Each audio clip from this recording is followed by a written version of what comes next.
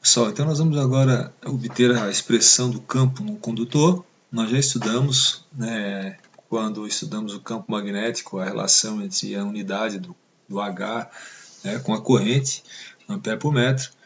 Inclusive fizemos um cálculo preliminar e comparamos com o cálculo de campos, né? Agora nós vamos usar a nossa equação na forma integral, que é a lei de Ampère. Vamos considerar o caso estático, certo? E nós então vamos aplicar o fluxo dos dois lados, a gente já fez isso, né, na equação de Maxwell, e obter a lei de Ampère. É importante aqui, apesar de a lei de Ampère ser uma circulação, né, a lei de Ampère é uma circulação, mas é importante porque a gente veio lá do Teorema de Stokes, né, pessoal? Note que a gente definiu uma área no Teorema de Stokes, então a gente saiu da equação rotacional de H. Vamos considerar então o caso baixa frequência, tá? Rotacional igual de H igual a J. Vamos desprezar o termo mais de DDT, considerar um caso quase estática, baixa frequência ou corrente contínua, onde o termo de DDT não é importante, né? E daí vamos estudar, vamos obter o campo magnético produzido por uma densidade de corrente ou uma corrente, né, contínua ou alternada de baixa frequência, aqui no caso, né? Note que quando a gente aplicou o teorema de Stokes, a gente aplicou o fluxo dos dois lados, né? O fluxo do rotacional do vetor dá a circulação do vetor. A gente já fez isso lá na videoaula sobre a forma integral da equação de Maxwell, né? Acho que na videoaula 8A, né? Eu fiz fluxo dos dois lados. Esse L de S é justamente onde eu fiz o fluxo. Então é importante eu saber essa área. Por quê? Porque quando eu faço o fluxo do lado do direito, o fluxo de JDS, né, é justamente a corrente elétrica, né? Então, ou seja, essa corrente elétrica aqui é justamente a corrente dentro da área S, né, circundada pelo caminho L de S. Então, esse caminho L de S fechado é o caminho dentro do qual existe essa corrente, né? Então, aqui seria a lei de Ampère para o caso estático ou quase estático, né? Onde a gente desconsidera o termo dt, certo? Então, aqui no caso, note que se tem uma corrente circulando aqui, vai ter um J aqui dentro do condutor, claro, né? Vai ter um vetor J aqui, né? E se eu integro esse J ao longo da seção do condutor, que eu estou chamando SF, só a parte do condutor, eu vou ter essa corrente I, né? O SF faz parte do S, está, né? Dentro do S, né? Eu tenho que integrar, na verdade, J dentro de todo o S. Mas acontece que o J só é diferente de zero dentro dessa partezinha aqui, né? Que eu chamei de SF, que seria a seção do fio. Eu integrando o J dentro de toda essa área, né, eu vou acabar tendo a corrente elétrica. Então, vamos escrever aqui na outra página, né, um outro quadro. Eu vou tentar desenhar aqui um círculo, vamos fazer aqui de cabeça. Vamos ver o que sai aqui. Não ficou muito bom, né?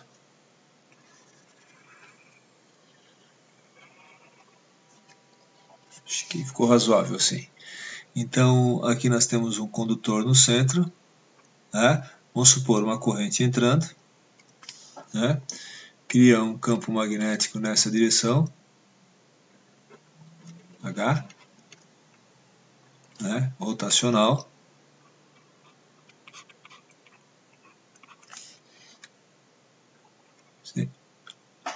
Sempre tangente, né, à linha de fluxo.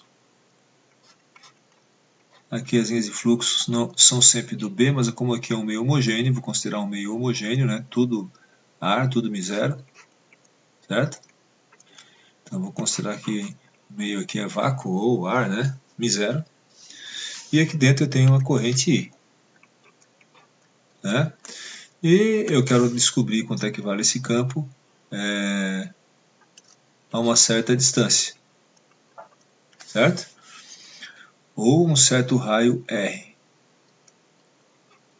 né? Então, usando a lei de Ampère, usando a lei de Ampère, integral de H escalar dl ao longo do caminho L de S igual a corrente ou N vezes I. No caso aqui é a corrente, né? Um condutor só, como a gente viu quando a gente estudou a forma integral, né? Primeira coisa, o H e o dl, como meio homogêneo, né? E o H tem uma tendência de rotação, o H e o dl, né? Eles seriam colineares, né? O dl seria um pedacinho do caminho, sempre tangente ao caminho, né? Integrando todos os dl, eu tenho o comprimento do meu caminho L de S, né? Então, claro que eu vou colocar meu dl aqui na mesma direção do H, coerente com o sentido da corrente, né? No caso, se a corrente estivesse entrando, se estivesse saindo, seria o sentido contrário, claro, né? Então, eu vou considerar o seguinte, que o H e o dl são sempre colineares, certo? Então, quando eu faço o produto escalar, H escalar dl, eu vou ter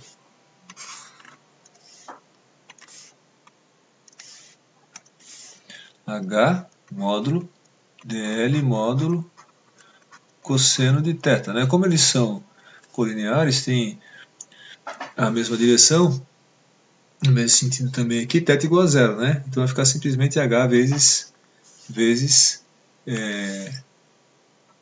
θ igual a zero, cosseno de θ vai dar 1, vai ficar HDL. Então eu posso reescrever a lei de Ampère, integral fechada, agora dos módulos H, dl, L de S igual a I. Bom, se eu considerar que ao longo desse caminho LDS, né, qual é o meu caminho LDS, né, pessoal? Esse caminho aqui, claro. Né? E a minha superfície S, toda essa superfície aqui, que é onde eu integrei o J e deu o I. Claro que o I só tem aqui no meio, né? Na outra região não vou ter corrente. Certo?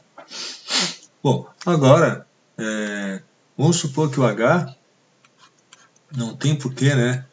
De um ponto para outro desse caminho, de mesmo raio Rzinho, o H mudar de valor. Né? Então eu vou considerar que o H é constante, né, ao longo do caminho LDS. Ele não varia, né, ao longo do caminho. Portanto, ele não varia com o L, né? Certo?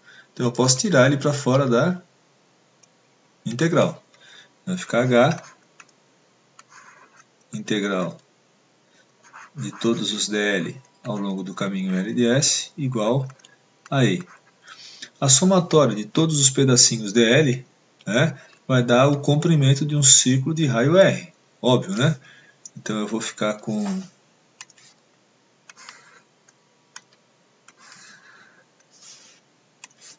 eu vou para cá, H igual, bom, H vezes a somatória de todos os dl vai dar o comprimento de um ciclo de raio R, 2πr, igual a I. Então, H igual a I sobre 2πr. Certo? Claro, se a gente quiser fazer de uma maneira um pouco mais formal, a gente pode escrever um dl aqui como uma função do raio e de θ, certo? E escrever esse dl como um r de θ, né? E chegar na mesma expressão, né? Só na verdade, a mesma dedução, pessoal. Vou tentar fazer aqui o círculo novamente. Esse círculo aqui, um pouquinho melhor esse, né? Então a corrente I. Agora imagine que eu tenha aqui um elemento dl, certo? E aqui eu tenho meu raio, né? Então aqui eu teria um dθ,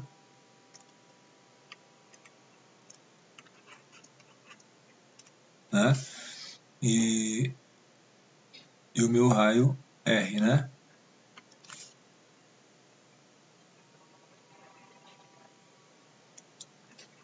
raio R. Quanto é que é o DL? O DL é um R d θ. Né? Então aqui eu tenho minha superfície S e aqui eu tenho meu caminho L de S. Eu posso então, quando eu vou aplicar a lei de Ampère,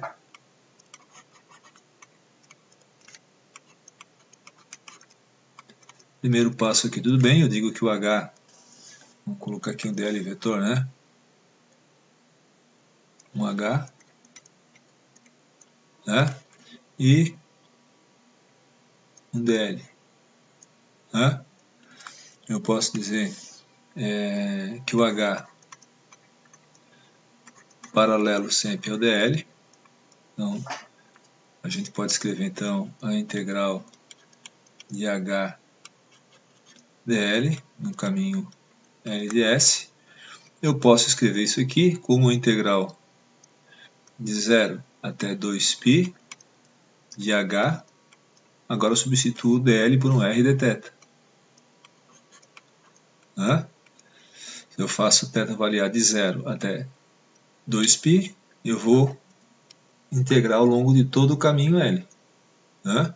Já que um dlzinho é um R de θ, né? Um θ varia de 0 até 360, no caso até 2π. Né?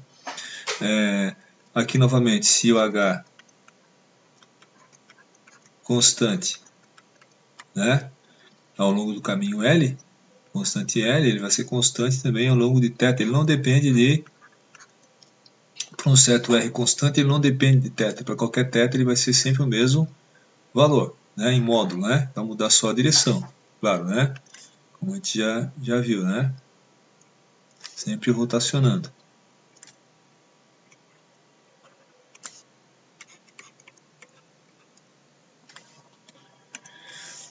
Então, se o H constante em L eu posso tirar também para fora da integral. Né?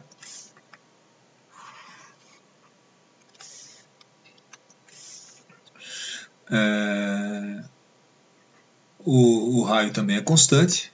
Né? Então vai ficar H, R, a integral de dθ é θ, a integral de 0 até 2π vai dar 2π. Isso aqui é a integral de HDL, que é igual a I. Então H igual a I sobre 2πr. Né? O campo vai caindo à medida que a gente se afasta, né, do centro do condutor. Certo? Só para fazer um exemplo, a gente já trabalhou até com isso, né? Mas imagine o seguinte, imagine um condutor que tem uma corrente I de 100 amperes, certo? E eu quero saber o campo a uma distância de 50 centímetros do centro, ou seja, eu quero um raio 0,5 metros. Quanto é que vai ser o H? I sobre 2πr. 100 sobre 2π vezes 0,5. O H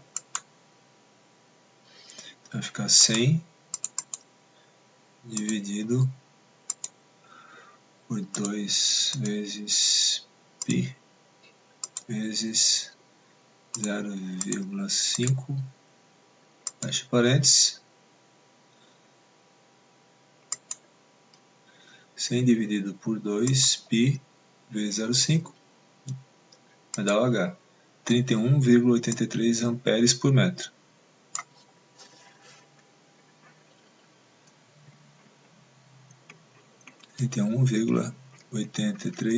amperes por metro. Se a gente quiser saber a indução, B, lembre que o B é μH. Como aqui eu estou considerando o vácuo, o ar, né, B igual a μ0H. Então vai dar 4π vezes 10 a menos 7 vezes 31,83. Então esse valor que a gente calculou vezes 4 vezes π vezes 1 expoente menos 7 igual 1, 2, 3, 4, 5. 4 vezes 10 a menos 5 Tesla, né? 1, 2, 3, 4, 5. 4 vezes 10 a menos 5 Tesla, né? Ou 40 microtesla, né? Pegando aquele mesmo caso que a gente já tinha trabalhado no começo, pessoal, então eu simulei isso aqui, uns 100 amperes aqui no centro, certo? E agora vamos tentar achar aqui, vou colocar mais ou menos 50, vamos ver aqui se eu acho 50. 50 em x, mas dá um pouquinho. Agora deu, olha lá, x50 y0, né? Nesse ponto o H deu 31,85, né? Exatamente o que a gente calculou, não foi? 31,83, certo? Bem, praticamente igual. Tem um erro numérico, claro, né? Esse valor aqui é exato, pessoal, na nossa expressão, né? Aqui no cálculo numérico vai ter um pequeno erro, porque eu limitei meu domínio de estudo, apesar de ter feito ele circular aqui, né? O B, o módulo do B, 4,0028 vezes 10 na menos 5 Tesla. Tá vendo aqui, ó, a indução? Né? Exatamente o que a gente calculou, né? Então, nós temos um condutor, a corrente saindo aqui no meio. Note que o campo magnético é mais forte próximo ao condutor, depois ele vai diminuindo, sempre girando, né? Então, zoom aqui.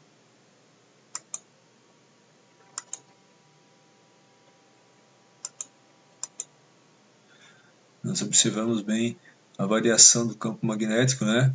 Bem mais forte aqui próximo do condutor, certo?